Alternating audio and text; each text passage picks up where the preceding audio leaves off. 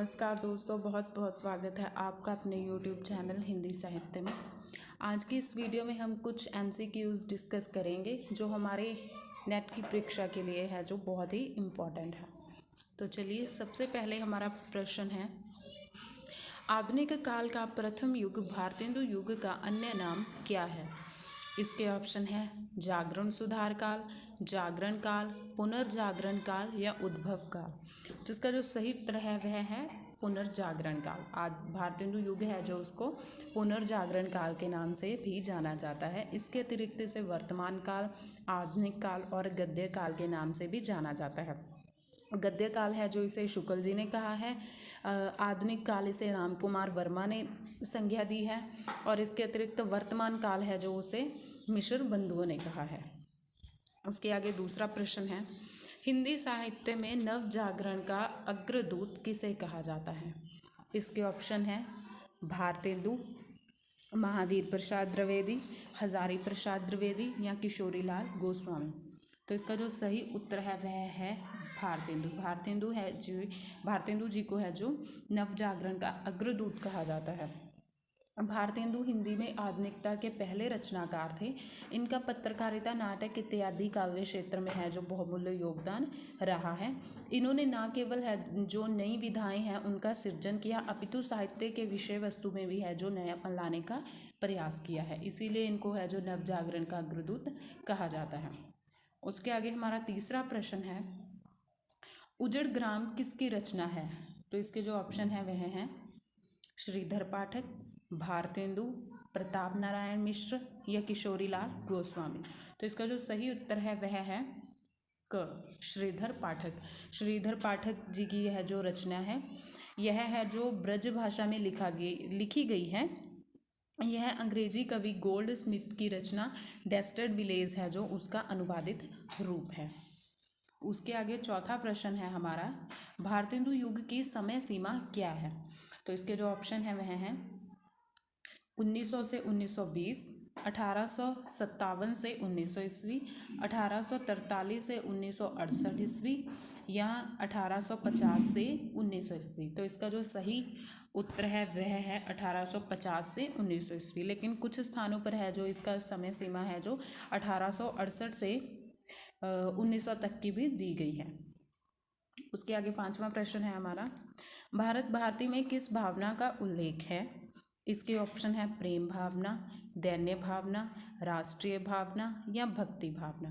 तो इसका जो सही उत्तर है वह है ऑप्शन ग, राष्ट्रीय भावना। भारत भारती है जो उसमें राष्ट्रीय भावना का उल्लेख मिलता है। यह रचना है जो मैथिली शरण जी की सुप्रसिद्ध रचना है। इसे लिखने पर ही महात्मा गांधी जी ने है जो इन्हें राष्ट्र कवि की उपाधि दी थी। इसके अतिरिक्त शुक्ल जी के अनुसार हिंद प्रेमियों का जो सबसे अधिक ध्यान खींचने वाली अगर कोई पुस्तक है तो वह इसे ही मानते हैं। इसके आगे हमारा छठा प्रश्न है, खड़ी बोली का प्रथम महाकाव्य कौन सा है? खड़ी बोली है जो उसका प्रथम महाकाव्य पूछा गया है। तो इसके ऑप्शन हैं कामायनी, प्रिय प्रवास, रसकलश या कोई नहीं। तो इसका जो सही उत्तर है वह है प्रिय प्रवास। प्रिय प्रवास है जो यह अयोध्या सिंह उपाध्याय हरिओं जी की रचना है। यह एक प्रबंध काव्य है। इसका प्रकाशन वर्ष 1914 है। तो जो ये है रचना यह हिंदी का प्रथम महाकाव्य है। उसके आगे सातवां प्रश्न है हमारा, ठंडा लोहा के रचयिता हैं? इसके ऑप्शन है गिरिजा कुमार माथुर, धर्मवीर भारती, नरेश मेहता या भवानी प्रसाद मिश्र। तो इसका जो सही उत्तर है वह है धर्मवीर भारती। धर्मवीर भारती जी की यह रचना है ठंडा लोहा। इसका प्रकाशन वर्ष है जो 1952 है। उसके आगे हमारा आठवां प्रश्न है, प्रयोगवाद शब्द का प्रयोग सबसे पहले किसने किया? इसके ऑप्शन है अगे, धर्मवीर भारती, नंद दुलारे वाजपेयी या रघुवीर सहाय। तो इसका जो सही उत्तर है वह है नंद दुलारे वाजपेयी।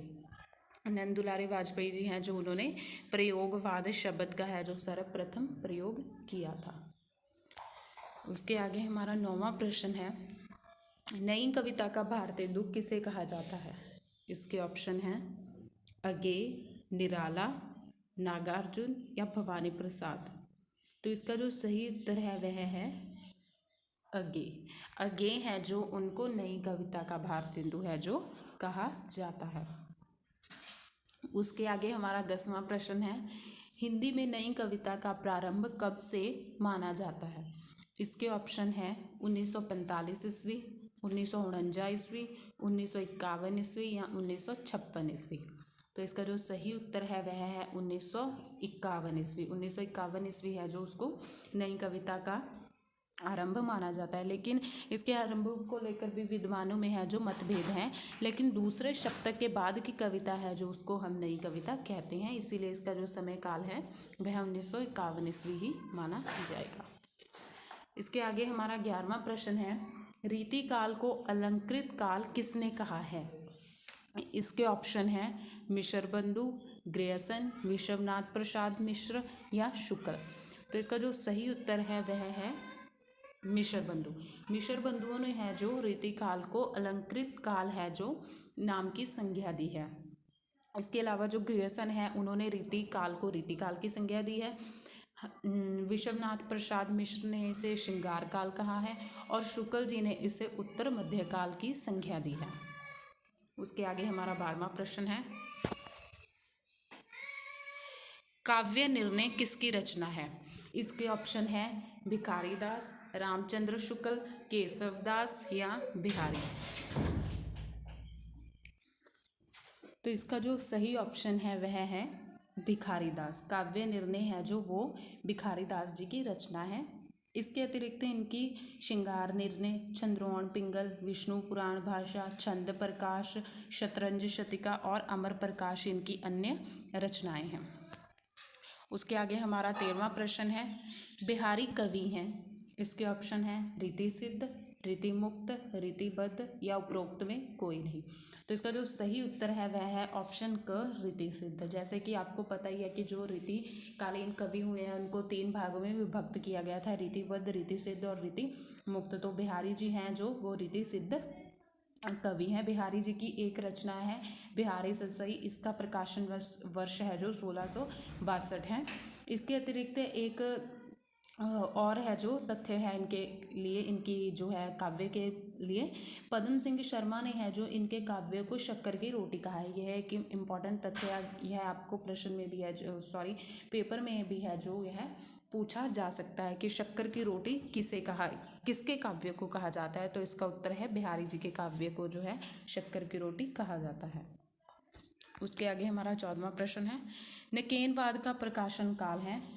इसके ऑप्शन है 1953, 1988, 1956 या 1951। तो इसका जो सही उत्तर है वह है 1956। 1956 में है जो निकेनवाद का प्रकाशन वर्ष है जो उसको माना जाता है। इसे है जो निकेनवाद को प्रपद्यवाद भी कहा जाता है। निकेनवाद नाम है जो नलिन विलोचन शर्मा, केसरी कुमार, नरेश मेहता, इन तीनों के नामों को मिलाकर ही निकेनवाद है जो बना है।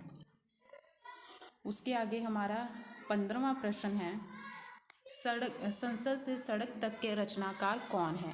इसके ऑप्शन है मुक्तिबोध, धूमिल, नेमीचंद जैन या रामधारी सिंह। तो इसका जो सही उत्तर है वह है धूमिल।